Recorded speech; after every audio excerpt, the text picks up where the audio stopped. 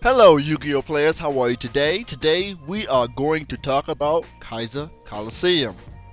Let's read it.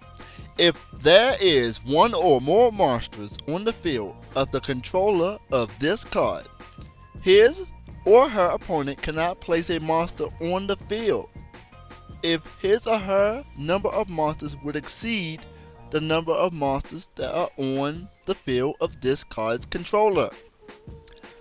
The cards that are already on the field before this card's activation are unaffected by this effect. Now, when I first saw this card, which I saw it a long time ago, but when I fell in love with it again this week, and made love with it this week, I was thinking, this is a very underrated card. You don't hear a lot of people, a lot of Yu-Gi-Oh players talking about Kaiser Colosseum. Okay, so first thoughts, control. That's the first thing that come in my mind. You have control right away how fast or slow the game is. Oh, dragon players, they go derpy, summoning monsters every 5 seconds, blah blah blah. Kaiser Colosseum, you put one monster on the field. You end your turn, you say go. What are they going to do? Oh wait, yes, they're going to summon a bigger monster, one bigger monster, and run your monster over. Okay, that just might happen. Oh, what deck are you playing against? Evil Sworn?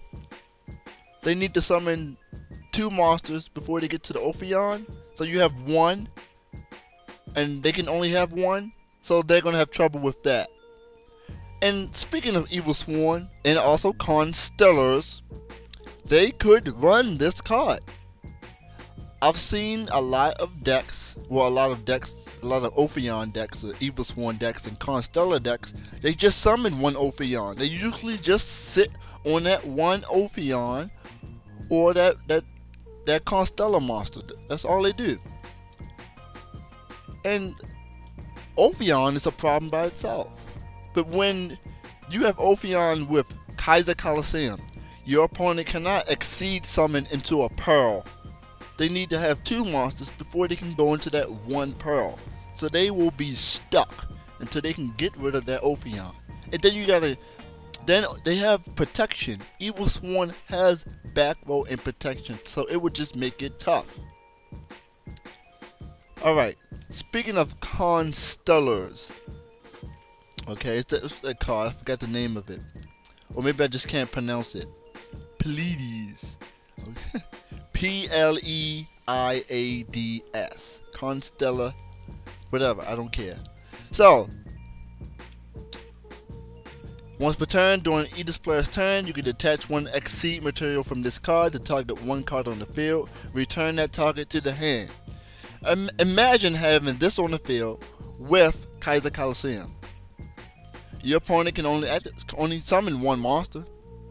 You can just activate his effect, return his monster to the hand, attack 2500.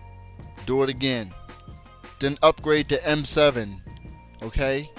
It's really good. I believe that Kaiser Colosseum is very good or best in anti-meta decks. Okay? And another thing, Kaiser Colosseum does not hurt you whatsoever.